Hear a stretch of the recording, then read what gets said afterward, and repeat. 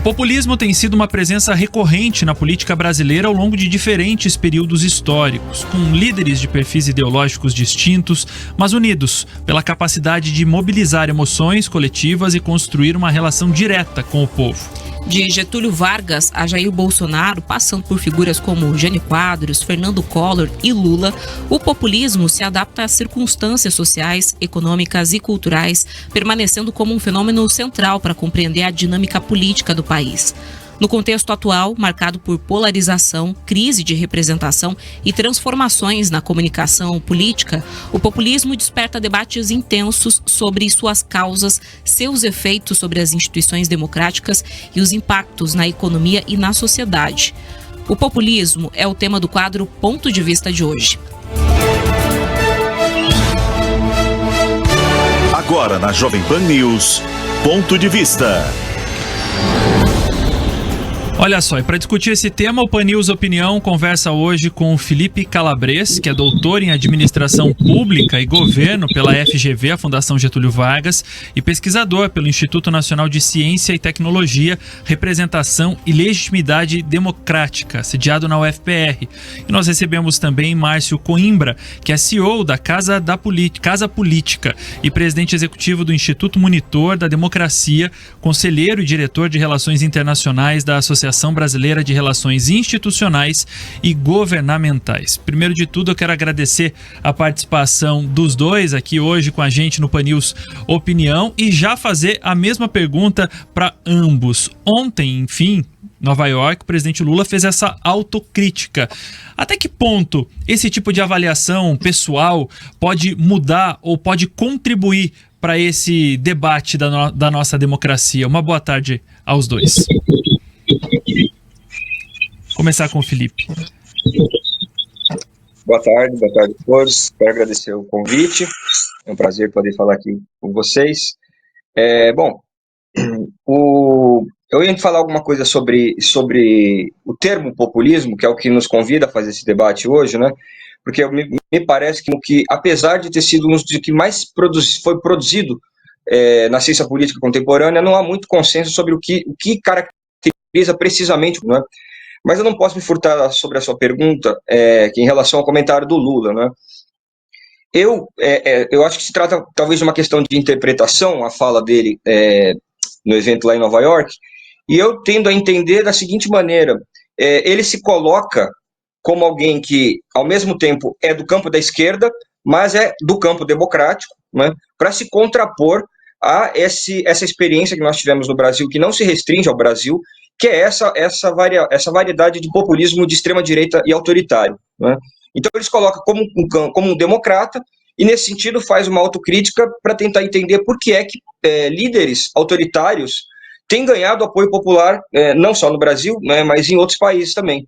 Então, eu entendo que ele faz um jogo ali político de se colocar ao mesmo tempo como esquerda, né, ele está falando com o Gabriel Boric, do Chile, né, e era uma mesa composta fundamentalmente por líderes de esquerda, mas colocar a esquerda no campo da democracia, né, para contrapor a extrema-direita, que não é democrática, fazendo uma pergunta sobre por que propostas políticas não democráticas têm ganhado apoio popular, né? Então, acho que nesse sentido seria uma autocrítica para tentar entender aonde está falhando, o que tem faltado no discurso e nas propostas concretas do campo democrático, para que ele perca eleitores por um discurso que não é propriamente democrático. Foi assim que eu entendi mais ou menos a fala do Lula.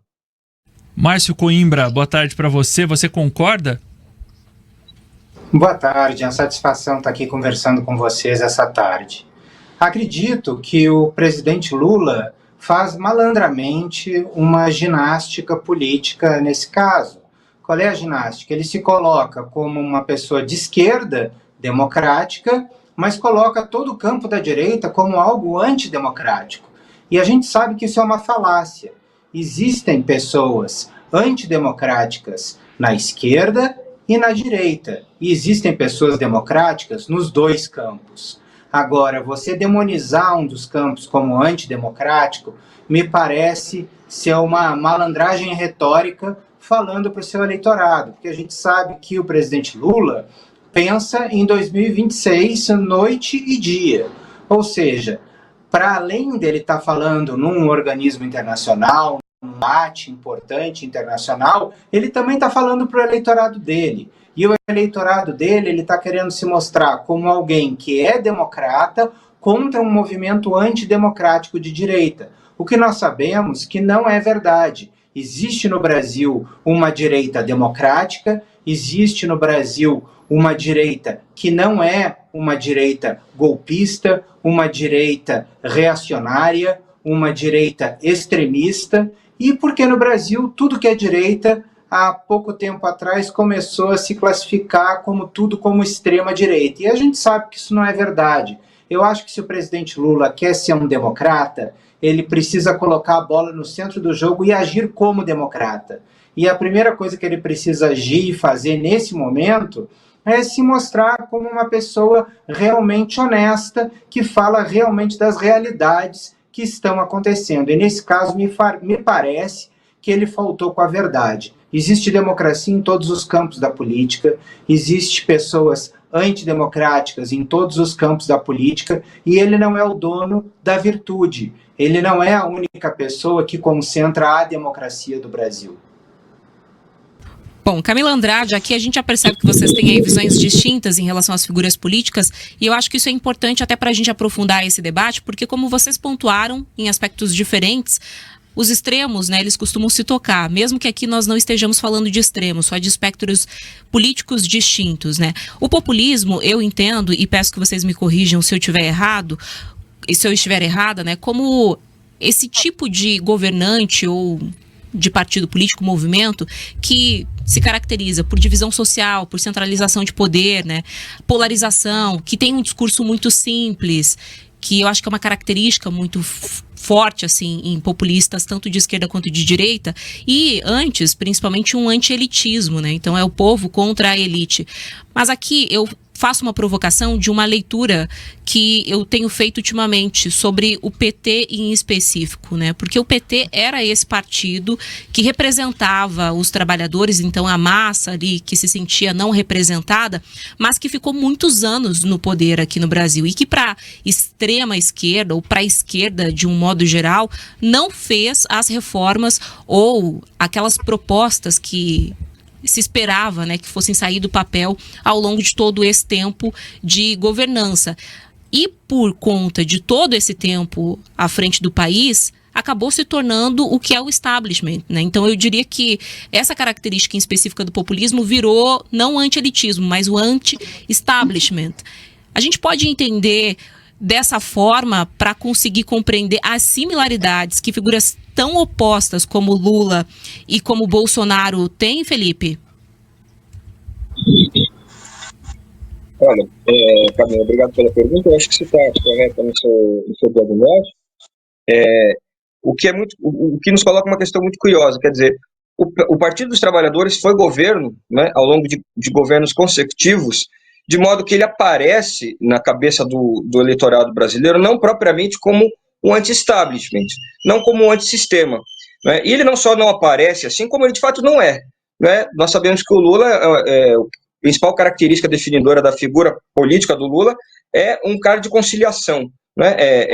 Em certa medida é o contrário de alguns desses traços que a gente, ou que a ciência política em geral, utiliza para caracterizar o populismo, né? Então, o que seria o populismo? Você bem colocou aí. Seria aquele político que se apresenta como capaz de expressar a vontade do povo de maneira direta, né?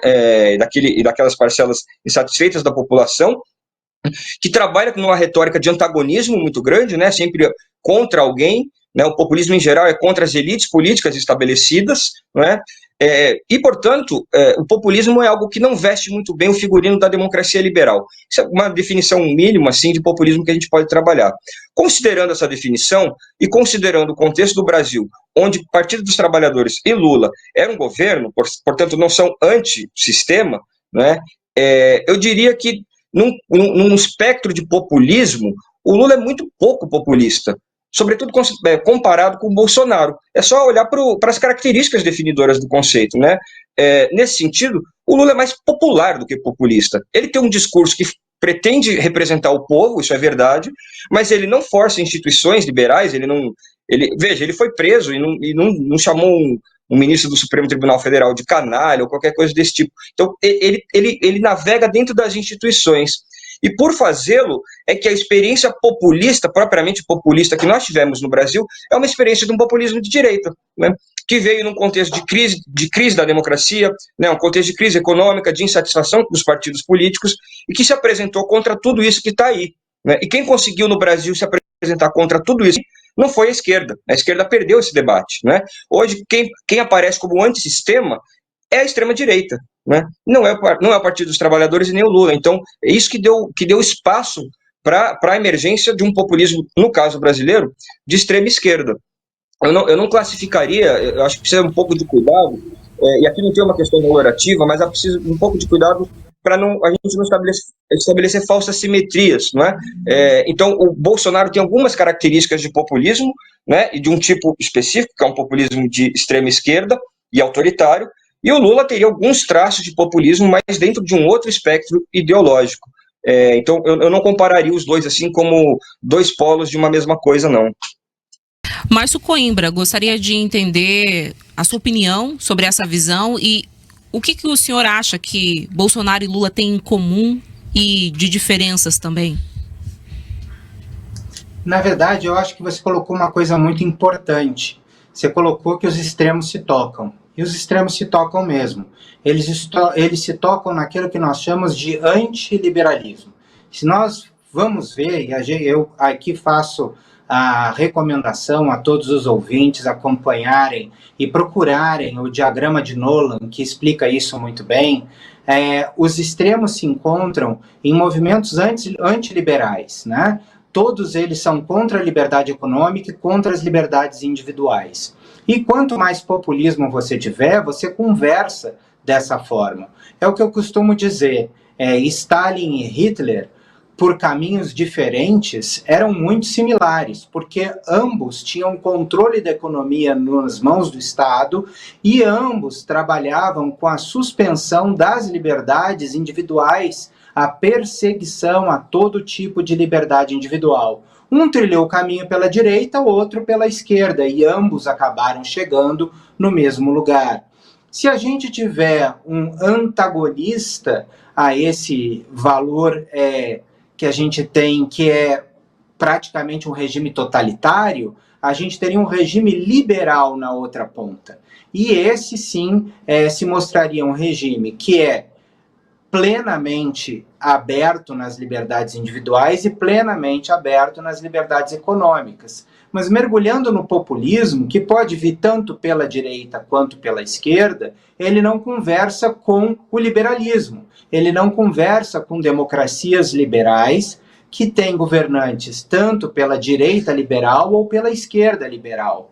Esses governos, eles possuem claramente liberdades individuais plenas e também liberdades econômicas plenas. Agora, quando a gente fala de populismo e desce para os extremos da direita e da esquerda, aí a gente vai ter a característica claramente paternalista e clientelista que leva à construção do populismo. Por isso que eu digo que Lula é um governante populista. E eu chamar Lula de um populista não significa que Bolsonaro seja. Eu quero fugir dessa polarização insana que faz do nosso país hoje, que se a gente diz que de um lado é branco, do outro lado é preto. Não, isso não existe. Existem nuances de cinza nessa história toda. Mas que Lula é um populista, a gente não tem dúvida, porque ele usa táticas paternalistas que geram clientes por intermédio de programas sociais para os mais pobres, concursos públicos para a classe média e subsídio para as classes mais ricas. Ele torna todas as classes clientes do seu projeto político. E aí, portanto, ele se torna um líder populista. E também a gente tem depois outras variações que aí aconteceram na Bolívia, em outros lugares, que a gente tem características regionais e também de outras matrizes que acabam criando um novo tipo de populismo que passou a se chamar de neopopulismo. Você que está chegando agora aqui na Pan News, no Pan News Opinião, você está ouvindo o Felipe Calabres e também o Márcio Coimbra. Pra gente quer saber, será que o Brasil está refém de líderes populistas? E aproveitando esse ensejo até da Camila e também fazendo uma análise um pouco mais fria do próprio eleitor, o que eu queria entender é que, como a Camila começou o assunto hoje, contextualizando, dizendo que o populismo sempre esteve à beira ou à margem, né, de momentos de crise do Brasil, seja com Getúlio Vargas no Estado Novo, seja com Jânio Quadros, com o Collor e propriamente com o Lula, Bolsonaro trazendo esses polos opostos que não se atraem ou em alguns momentos podem se atrair também. Aí o que eu queria saber, vou começar com o Márcio agora, em relação ao próprio eleitor, Márcio, porque muito do que a gente vive hoje politicamente ou até mesmo os impactos à nossa democracia dependem do eleitorado. E o eleitorado, ele está em busca, de fato, de um salvador da pátria ou ele está em busca de tentar reforçar ou fortalecer as nossas instituições? Olha, essa é uma ótima pergunta e se conecta diretamente com a história do Brasil. Se nós formos ver, o Brasil não é um país tradicionalmente que nas últimas décadas buscou reformas institucionais e fortalecimento institucional. Ele busca, até pelo seu sistema político, que a gente tem um regime presidencialista, a gente busca uma espécie de salvador da pátria. Você citou aí vários nomes, Getúlio Vargas, citou também Fernando Collor. A gente tem essa característica de busca por salvadores da pátria. Agora eu lembro que realmente reformas profundas e as mais importantes do Brasil, talvez, tenham sido feitas por presidentes que não foram eleitos, mas que chegaram ao poder pelo impeachment dos titulares que chegaram ao cargo. No caso de Itamar Franco, que realizou reformas profundas e lançou as bases do Plano Real, que é a estabilização econômica, que a gente vive até os dias de hoje, e pelo presidente Michel Temer, vice-presidente de Dilma, que também realizou reformas profundas no Brasil em muito pouco tempo, nos seus praticamente 2 anos de governo, realizou reformas muito importantes para o Brasil, mas nenhum desses 2 nomes teria sido eleito se ele fosse concorrer a uma presidência da República.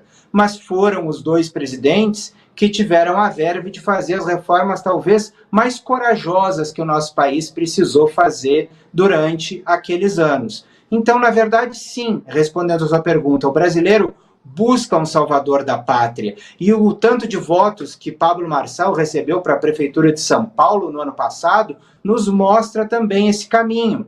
Agora, o grande medo é que venha um aventureiro que possa vir a concorrer à presidência da República, talvez em 26, e que possa virar esse jogo usando o populismo a seu favor.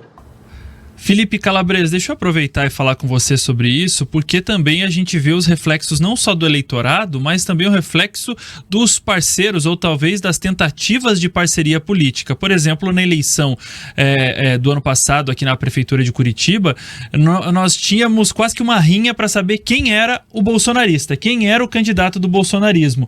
Esse populismo também, ele tenta facilitar, algumas pessoas buscam através do populismo facilitar alguns caminhos, né?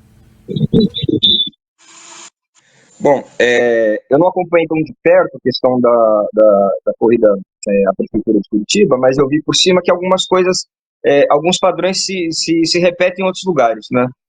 Em São Paulo aconteceu algo muito parecido, né? Na verdade, o que está acontecendo hoje é que a direita, né, e aí eu concordo com o Márcio em um ponto, é evidente que é preciso separar a extrema-direita da direita democrática, isso é pressuposto, né? Mas a direita, em geral, está, de alguma maneira, buscando pegar o espólio eleitoral do Bolsonaro, né? E aí tem uma disputa muito grande.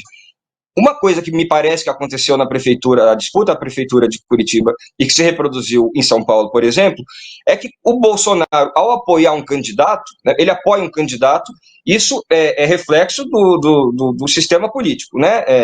Da lógica interna do sistema político, da lógica de transmissão de votos, que o apoio do Bolsonaro poderia produzir.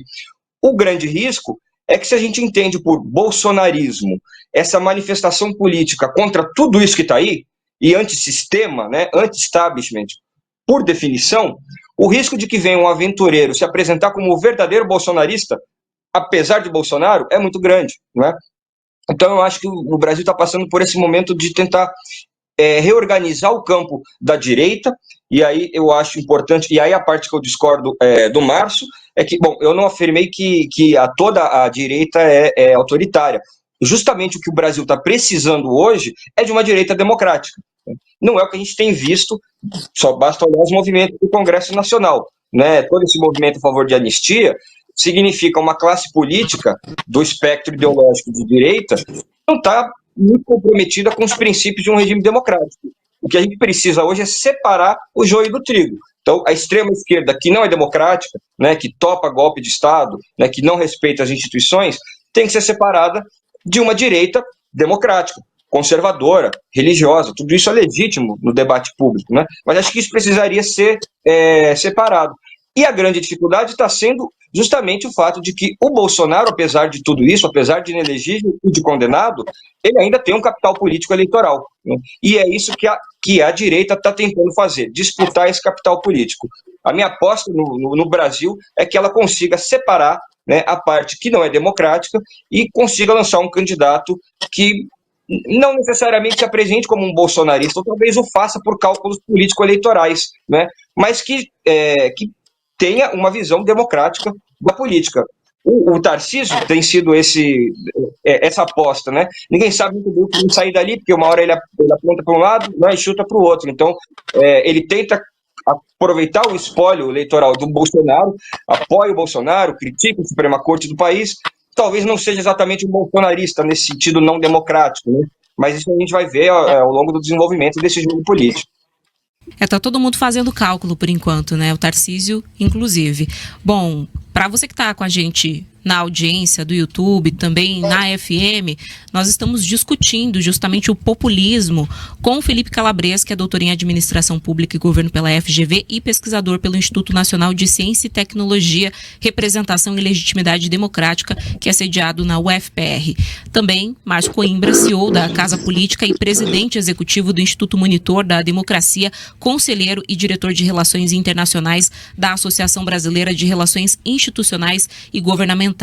Bom, para a gente conseguir entender um pouquinho melhor esse assunto, a gente tem que aprofundá-lo. Então eu vou pedir, por gentileza, que vocês continuem com a gente. Vamos para um rápido intervalo, mas a gente volta já já com mais questionamentos da nossa audiência, inclusive, sobre esse assunto.